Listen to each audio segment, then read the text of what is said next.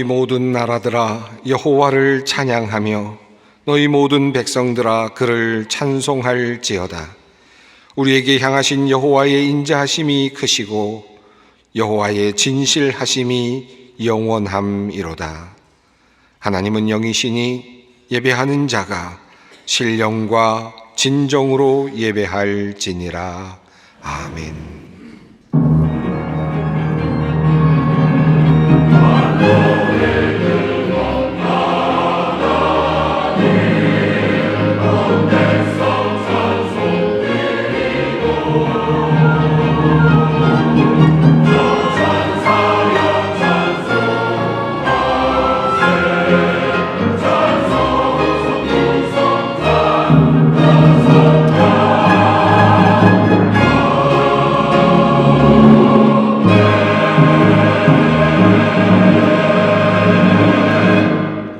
온 세상을 창조하시고 오늘도 무한하신 사랑으로 천지 만물을 운행하시는 성부 하나님, 성육하시어 죄와 사망에서 우리를 건지시고 부활의 소망을 주신 그리스도이신 성자 예수님, 그리고 오늘도 우리와 함께 하시며 우리의 구원을 이루어 가시는 성령 하나님, 그 놀라우신 능력과 베푸신 은총을 인하여 주께 찬양과 영광을 올려드립니다. 성부, 성자, 성령께 세세무궁토록 영광이 있을지어다. 아멘. 다 함께 일어나셔서 22장 찬송을 부르시겠습니다.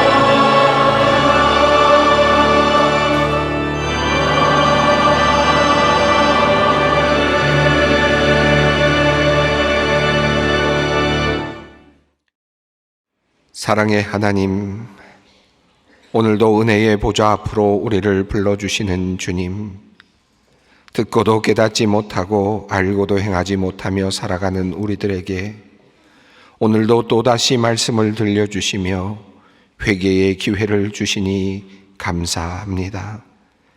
지난 한 주간을 돌아보며 주님께 회개합니다. 말씀을 붙잡고 살아가려 했지만 깨달은 대로 행하지 못했습니다. 결의를 가지고 실천하려 했지만 결심한 대로 열매를 맺지도 못했습니다. 우리의 연약함과 부족함을 긍휼히 여겨 주시옵소서. 한 사람 한 사람 주님께서 우리를 주님께서 거하시는 작은 성전으로 불러주셨지만 우리는 주님께 영광을 돌리는 거룩함을 잃어버렸고 빛을 발하지 못하였습니다. 도리어 우리의 잘못된 언행으로 하나님의 이름을 욕되게 하였음을 안타까운 마음으로 회개합니다. 교회가 교회답지 못함으로, 성도가 성도답지 못함으로 주님께는 근심이 되었고 세상에는 비난거리가 되었으며 스스로는 초라하고 힘없는 존재가 되고 말았습니다. 사랑을 외치면서도 긍휼함이 없고 정의를 주장하면서도 자신을 먼저 돌아보는 성찰이 없었음을 부끄러운 마음으로 고백합니다. 하나님, 여전히 우리는 부족합니다. 여전히 죄의 노예로 욕심과 욕망에 사로잡혀 살아갑니다. 주님, 우리를 불쌍히 여겨 주시옵소서. 거룩하신 주님의 보혈을 오늘도 의지합니다. 부족하오나 우리를 긍휼히 여기사 모든 악에서 우리를 구하여 주시옵소서. 지금은 하나님과 나만이 아는 죄를 생각하며 묵묵히 참회의 기도를 드립니다. 그리스도께서 하나님 곧 우리 아버지의 뜻을 따라 이 악한 세대에서 우리를 건지시려고 우리 죄를 대속하기 위하여 자기 몸을 주셨으니 영광이 그에게 세세토록 있을지어다. 그러므로 주 예수 그리스도 안에 있는 자에게 결코 정죄함이 없느니라. 아멘.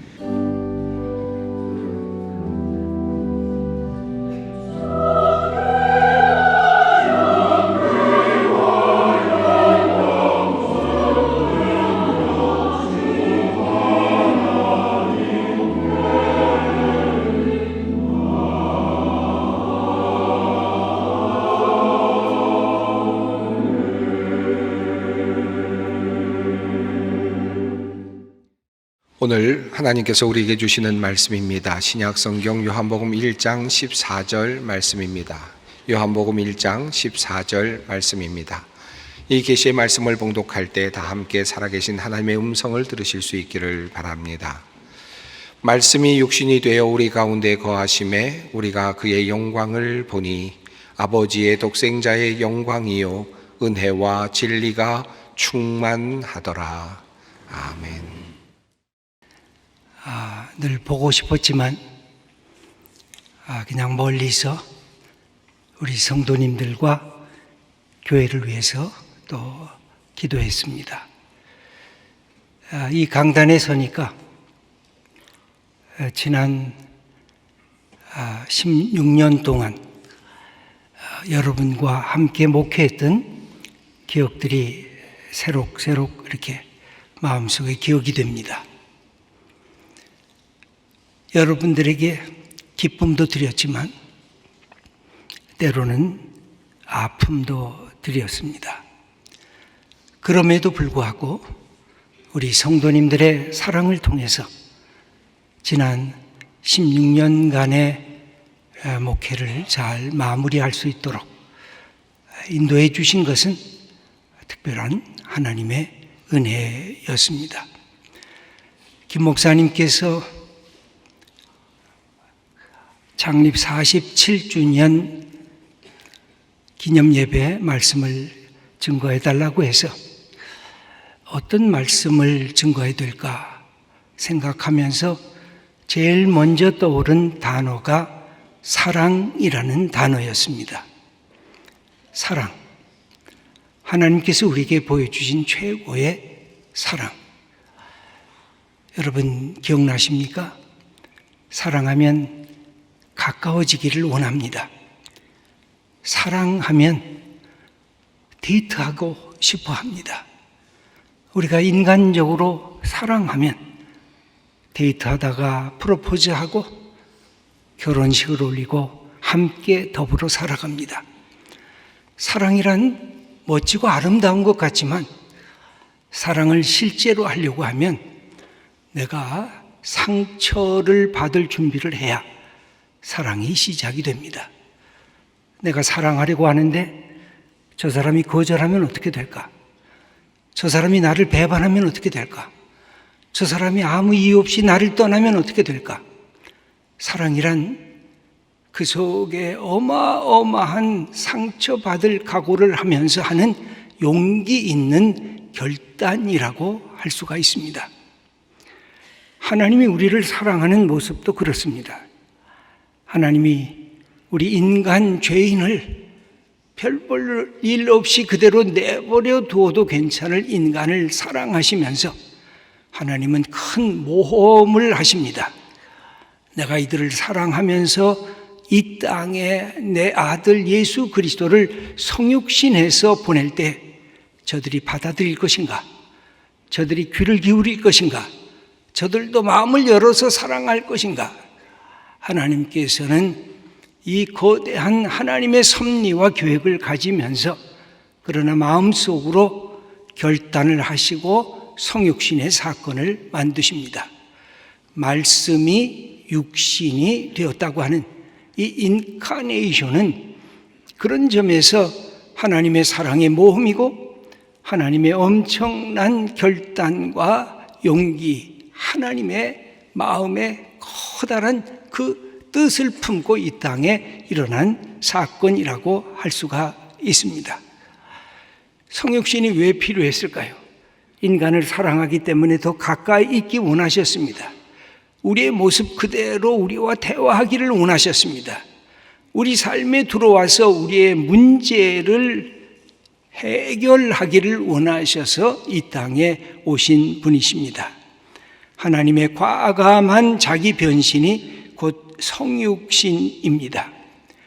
이 성육신 사건 속에 우리는 하나님의 간절한 마음을 엿볼 수가 있습니다. 보이지 않는 하나님입니다. 그러나 하나님은 보이는 하나님으로 변신하셨습니다. 들리지 않는 하나님이십니다. 그런데 들리는 하나님으로 그분은 자기 자신을 바꾸셨습니다. 우리가 감히 만질 수가 없는 하나님이셨습니다. 그런데 우리의 손으로 만지고 우리가 함께 더불어 먹고 마실 수 있는 그 하나님의 모습으로 이 땅에 오신 분이 예수 그리스도이십니다. 이 하나님의 몸의 뒷면에는 하나님의 사랑이 담겨 있습니다. 사랑 때문에 가까이, 사랑 때문에 우리의 모습 그대로 내려오신 것입니다. 그래서 우리는 이 사건을 창조주가 피조물처럼 되셨다, 그렇게 말합니다. 거룩한 분이 죄인의 모습처럼 오셨다. 하늘의 존재가 땅에 인간의 모습으로 오셨다. 영원으로 계실 분이 우리 인간의 순간과 시간 속에 꺼져갈 분으로 오셨다고 말씀할 수가 있습니다. 이게 왜 힘든 사건일까요? 영원하신 분이 물질의 세계 속에 인간의 몸의 세계 속에 오실 때 그 몸은 사라져야 하기 때문에 그렇습니다. 영원하신 분이 자기를 낮추시기 위해서 오신 것입니다. 출애굽기 20장 4절을 보면 너를 위하여 새긴 우상을 만들지 말고 또 위로 하늘에 있는 것이나 아래로 땅에 있는 것이나 땅 아래에 물속에 있는 것에 어떤 형상도 만들지 말며 하나님 비슷하게 만들지 말라는 것입니다. 하나님을 견주어서 하늘에 있는 것, 땅에 있는 것, 물속에 이 땅 밑바닥에 있는 어떤 것으로도 하나님과 견줄 수 있는 것이 없다는 것입니다. 하나님은 창조주고 이 다른 어떤 것들은 다 피조물이기 때문에 그렇습니다. 그런데 하나님께서 당신이 이렇게 만들지 말라고 말씀하신 형상 금지를 스스로 깨뜨리셨습니다. 왜? 인간을 사랑하셔서 나는 인간의 모습으로 오겠다고 말씀하신 것입니다. 그리고 우리 죄인처럼 우리 연약한 모습 그대로 우리가 아프면 똑같이 아픈 모습으로 우리가 피 흘리면 똑같이 피 흘리는 모습으로 이 땅에 오신 것입니다. 당신의 금령을 스스로 파괴하신 이유는 오직 한 가지뿐입니다. 여러분과 저와 같은 사람을 사랑하시기 위해서 당신이 낮아지시고 낮아지신 것입니다. 그래서 하나님의 모습은 자기를 제한하셨습니다. 축소시키셨습니다. 작아지기를 두려워하지 않으셨습니다. 낮고 천한 죄인을 위해서 어디까지 작아지셨느냐? 하늘의 하늘이라도 포용할 수 없다고 솔로몬은 성전을 지으면서 그런 이야기를 합니다. 그분이 이 땅의 지구촌에 오셨고 팔레스틴 베들레헴에 오셨고 한 여인의 몸에 작은 생명으로 이 땅에 오신 것이 성육신의 사건입니다. 자기를 축소시켰습니다. 자기를 제한시켰습니다. 인간을 불쌍히 여기는 하나님의 사랑 때문에 모든 것을 다 내려놓고 작아지고 또 작아지는 것을 작정하셨던 것입니다. 저는 이 모습을 볼 때마다 어쩌면 나의 모습과 전혀 다를까? 어쩌면 사람들의 모습과 전혀 다를까? 사람들은 더 큰 것을 좋아합니다. 사람들은 더 많은 것을 좋아합니다. 사람들은 더 높이 올라가는 것을 좋아합니다. 사람들은 사람들 앞에서 뽐내는 인간이 되는 것을 원하고 있습니다. 인간들의 전쟁들은 왜 일어날까요? 땅을 더 차지하기 위해서, 재물을 더 탐하기 위해서, 권력을, 내가 더 강력한 힘을 가진 권력을 갖기 위해서, 그래서 목표는 크고 많고 높고 더 강력한 것을 향해서 나아가고 있습니다. 세상의 수많은 갈등과 분쟁과 전쟁 속에는 인간이 갖고 있는 이 마음이 도사리고 있습니다. 그런데 하나님은 이것을 뒤집습니다. 높이 올라가시는 것이 아니라 오히려 높은 곳에서 땅으로 내려오시고 계십니다. 특별히 우리 인간의 몸으로 오신 이유는 뭘까요? 이 땅에 죽기 위해서 오셨습니다. 인간의 죄악은 마지막이 죽음이라는 것을 하나님은 우리들에게 말씀하셨습니다. 인간은 죽음 앞에서 두려워 떨고 인간의 죄책감에 의해서 어떻게 살지를 몰라 하는 것이 인간의 본성에 들어가져 있습니다. 하나님은 그 인간을 죄 속에서 죽게 만드는 것이 아니라 다시 살리셔서 하나님의 아들과 생명으로 하나님과 더불어 영원한 생명을 누리도록 우리를 초청하신 분이 바로 우리의 하나님이시고 예수 그리스도이십니다. 예수 그리스도는 하나님의 뜻을 받들고 죄와 불의가 가득한 이 땅에 죽기 위해서 이 땅에 오셨습니다. 성경은 이것을 하나님이 아들을 내어놓으신 하나님의 위대한 사랑이라고 우리들에게 가르치고 있습니다. 사도 바울은 이 사실을 깨닫게 됩니다. 예수 그리스도 안에, 예수님의 죽음 안에, 십자가의 고통 안에 하나님의 고통과 하나님의 아픔과 하나님이 인간을 사랑하는 그 엄청난 애통하는 사랑이 들어가 있구나. 그래서 로마서 5장 8절에 이렇게 선언을 합니다. 우리가 아직 죄인 되었을 때 그리스도께서 우리를 위하여 죽으심으로 하나님께서 우리에 대한 자기의 사랑을 확증하셨느니라. 내가 죄인 되었을 때, 내가 연약했을 때, 내가 하나님과 적대자가 되었을 때, 내가 하나님 앞에 감히 나아갈 수 없는 별 볼 일 없는 인간이었을 때 하나님이 나를 사랑하셔서 아들을 포기할 정도로 나를 사랑하셔서 하나님의 아들을 우리에게 보내셨다고 하는 것. 예수님의 십자가가 왜 하나님의 사랑의 절정인가? 그 속에 하나님이 자기 자신을 낮추고 인간을 위한 아들의 죽음까지 내어놓는 하나님의 사랑이 담겨져 있기 때문에 그렇습니다. 복음이라는 게 뭘까요? 하나님이 당신의 아들보다 나 같은 자를 더 사랑하셨다는 것, 당신의 아들을 포기하면서 나 같은 자를 구원하셨다는 것, 내가 죽을 수밖에 없는데 예수 그리스도 아들을 드림으로 하나님께서 나를 하나님의 아들, 나를 하나님의 딸로 만들어 주셨다는 것이 바로 복음인 것입니다. 이러한 성육신의 사건이 주시는 세 가지 선물이 있습니다. 첫째는 우리의 이 몸, 우리의 육체가 소중하다는 사실입니다. 여러분, 우리는 언젠가 죽음 앞에 설 존재입니다. 아무 한 점의 흙으로 돌아갈 존재가 명백합니다. 그럼에도 불구하고 하나님은 이렇게 우리가 살아있다는 것, 내 몸이 이렇게 움직이고 있다는 것, 내 속에 생명이 있다는 것, 그것이 어마어마한 소중한 축복인 것을 우리에게 가르칩니다. 내 가슴이 호흡하고 내 심장이 뛰고 있고 내 손과 발이 움직이고 이렇게 두 발로 서 있는 이 생명의 일, 이 내 몸이 소중하다는 것입니다. 사랑하는 성도 여러분, 어제의 삶으로 모든 삶을 종결한 분들이 있습니다. 오늘 아침에 일어나면서 어떠하셨습니까? 하나님, 내 심장이 아직 뛰고 있군요. 내가 아직 호흡하고 있군요. 내 눈이 보고 내 귀가 듣고 있군요.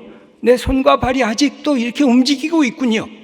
이것을 하나님께서 가르쳐 주신 것입니다. 생명을 사랑하라는 것입니다. 내 몸을 귀히 여기라는 것입니다. 이렇게 살아있다는 것 자체가 하나님이 내게 주신 축복임을 선포하라고 말씀하고 있습니다. 내 손으로 만지고 내 발로 땅을 밟고 설 수 있다는 이 놀라운 생명의 몸을 갖고 있다는 것을 우리가 하나님 앞에서 예찬하는 것이 성육신 사건을 통해서 우리에게 주신 축복입니다. 여러분, 예수님께서는 이 땅에 오셨을 때 제일 먼저 하셨던 사역이 병든 사람의 몸에 손을 대는 것이었습니다. 나병 환자가 도망가고 누구도 그에게 찾아가지 않을 때 예수님은 가까이 가셔서 손을 대셨습니다.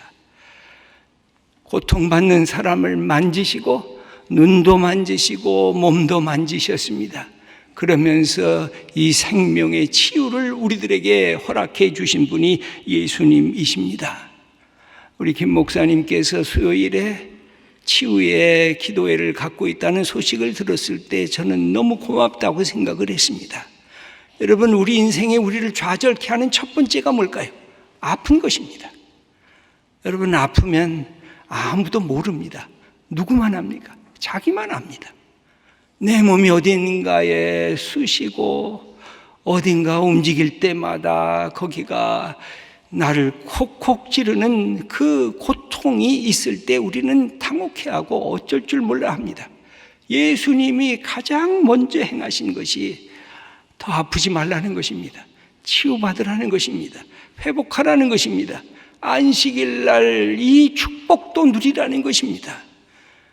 저는 그래서 우리가 갖고 있는 이 우리와 우리 옆에 고통받는 사람이 있으면 함께 기도하고 함께 중보 기도하면서 서로 손붙잡고 기도하는 것은 얼마나 소중하고 아름다운 우리 성육신을 통해서 주신 하나님의 사랑을 나누는 것이라고 할 수가 있습니다. 두 번째입니다. 진정한 임마누엘을 경험하게 하십니다. 말씀이 육신이 되어 우리 가운데 거하셨다 말씀하십니다. 우리 가운데 집터를 마련하시고 거처를 마련하시고 동행하셨다는 것입니다. 동거하시겠다는 것입니다. 인생이 결코 내버려진 존재가 아니라는 사실을 말씀합니다. 우린 때로 내가 홀로 있다고 생각을 합니다. 나 홀로 외롭다고 얘기를 합니다. 그때도 예수 믿는 하나님의 백성들에게는 내가 너와 함께 있다고 하는 임마누엘의 사건을 경험하게 하는 것입니다. 너는 고아가 아니야.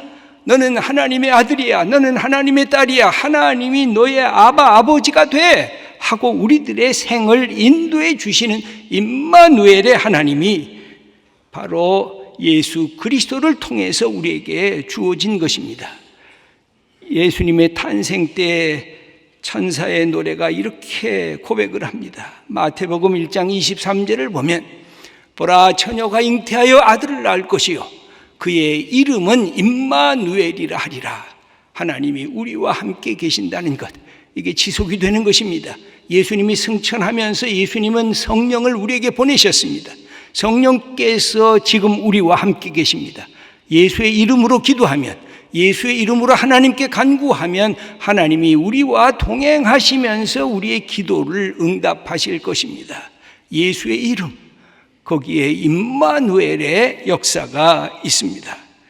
세 번째입니다. 14절 하반절을 보면 우리가 그의 영광을 보니 아버지의 독생자의 영광이요 은혜와 진리가 충만하더라. 여기 보면 영광이라는 말이 나옵니다. 이건 하늘에 속한 하나님에게 속한 속성입니다. 우리를 향해서 하나님은 그렇게 말씀하십니다. 너희들은 땅에 사는 존재야. 너희들은 그렇다고 땅만 보아서는 안 돼. 하늘의 이야기가 있어. 하늘의 신비가 있어. 하늘의 능력이 있어. 하늘에 갖고 있는 하나님의 보물의 이야기가 있어. 그걸 놓치면 안 돼. 이 땅만 쳐다보면서 인생을 일비하면서 사는 인생이 너희들은 아니야 하고 우리들 그리스도인들에게 가르치고 있습니다. 하늘의 세계를 붙잡고 하늘의 신비를 붙잡고 이 땅에서 당당하게 걸어가는 사람들이 우리의 믿음의 사람들이라고 말씀하고 계십니다. 땅의 세계가 전체가 아니야. 하늘의 세계가 있어. 죽음이 인생의 마지막이 아니야. 영광스러운 하나님 앞에서는 그 자리가 있다고 우리들에게 말씀을 합니다. 저도 나이가 들어가니까 종종 죽음에 대한 생각을 합니다. 어떻게 죽을까? 어떤 형태로 죽을는지는 누구도 할 수가 없습니다. 다만 하나님 앞에 하나님 감사합니다. 여기까지 살게 해주셔서 감사합니다. 사랑하는 사람들을 주셔서 감사합니다. 예수 믿게 해주셔서 감사합니다. 하나님하고 영원한 생명의 세계를 약속받으셔서 감사합니다. 인생을 떠나고 싶어요. 여러분, 사랑이라고 하는 것은 위대한 것입니다. 우리 어머니들이 그랬습니다. 사랑 때문에 자녀를 위해 작아지고 비천해지는 것을 두려워하지 않았습니다.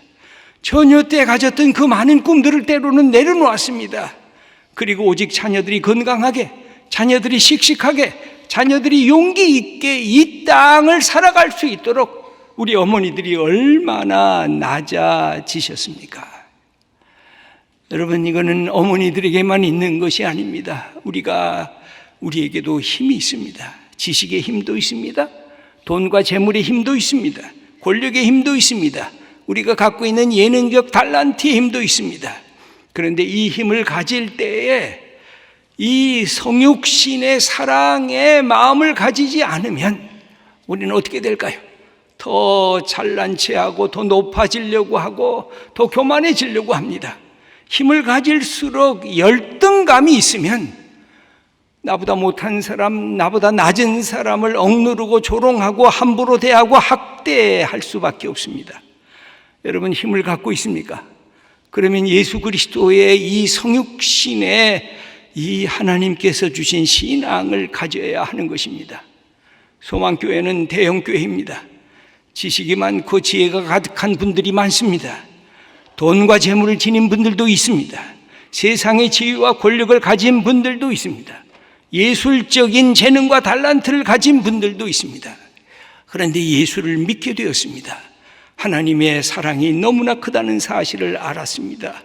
사랑에 해석하게, 사랑의 이 신앙에 함께 동참해야 되는 것입니다.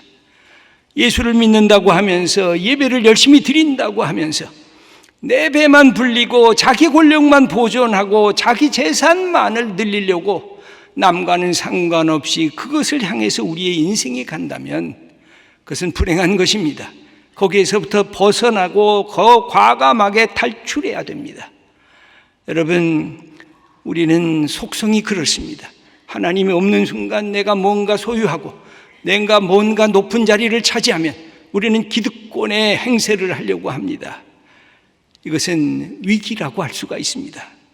한국교회가 이 어려움을 봉착한 많은 이유 중에 첫 번째는 영적 힘을 지닌 목사들이 기득권을 사수하려고 하는 데 있습니다. 자기 보존을 위한 보호막으로 이 기득권을 사용하고 있기 때문에 그렇습니다. 교회 세습의 문제도 은퇴 연장의 문제도 거기에서 다 나오는 것입니다. 내려가려 하지 않고 더 높아지려 하고 있습니다. 소망교회는 좋은 장로님들이 참으로 많습니다. 하지만 늘 기억해야 할 것이 있습니다. 교회 장로가 되는 것은 마치 세상에서 갖지 못한 벼슬을 받는 것으로 오해하고 착각해서는 아니 되는 것입니다. 목사 장로가 되면 성도님들을 섬겨야 하는 것이 우선인데, 대단한 권력을 지닌 것처럼 힘을 마구 휘두르려고 할 때 교회 공동체는 자꾸 갈등하고 문제가 발생할 수밖에는 없는 것입니다. 하나님께서 우리에게 힘을 주셨습니다. 이것은 남을 섬기기 위해 주어진 하나님의 선물입니다. 성도인 내가 있으므로 이 세상이 더 멋진 세상이 될까? 생명과 치유가 가득한 풍요로운 세상이 될까? 나 같은 사람이 있으므로 누군가가 다시 에너지를 받고 충전을 받고 새로운 용기를 갖고 더 나아갈 수가 있을까? 그것이 우리들에게 주신 믿음이요, 우리에게 주신 세상적인 힘인 것입니다. 우리의 자녀들에게 왜 열심히 공부를 가르칩니까? 왜 직장 다니라고 말합니까? 왜 사회에서 직분을 얻고 영향력을 가지라고 그렇게 우리는 권면하고 있습니까? 목표가 명백하지 않으면, 우리가 올라가면 올라갈수록, 많이 가지면 가질수록 교만해지고 자기 자랑에 멈춰서게 되는 것입니다. 소망교회가 47주년을 맞이하고 있습니다. 이 성육신의 신앙과 사랑, 그래서 이 땅에 어딘가 탄식하는 곳이 어디 있는가? 이 땅에 아파하고 소외된 곳이 어디 있는가? 이 땅에 기다리는 사람들의 자리가 어디 있는가를 찾아 나서는 교회가 될 수 있다면, 소망교회는 소망이 있는 것입니다. 그러나 그것을 거절하고 우리끼리 좋다, 있는 사람들끼리 모이자, 우리끼리 모이니 우리끼리 너무 귀하고 우리가 신나는구나, 그 순간에 교회는 내리막길을 걸을 수밖에 없습니다. 우리 성도들이 이 하나님의 성육신의 마음을 품는 것이 세상의 소망입니다. 여러분, 건강한 몸, 돈과 재물, 지식, 달란트, 사회적 직분과 능력을 갖고 계십니까? 이 땅을 얼마나 아름답게 내가 만들고 하나님이 살아계심을 보여줄까? 이 사랑이 승리한다는 사실을 나 같은 사람을 통해서 나타날 수 있을까? 그것이 우리 가슴 속에 있기를 원합니다. 어디서부터 출발할까요? 가정에서부터 시작했으면 좋겠습니다. 저는 그런 부탁을 드렸습니다. 우리 남성들, 남편 되시는 분들, 성육신의 사랑을 하셔야 돼요. 보이는 사랑, 들리는 사랑, 만지는 사랑. 아내를 향해서 눈동자를 보면서 당신이 나와 함께 있어줘서 고맙다고, 여기까지 와줘서 너무 고맙다고 좀 들리게 하세요. 그리고 투명인간처럼 왔다 갔다 하지 말고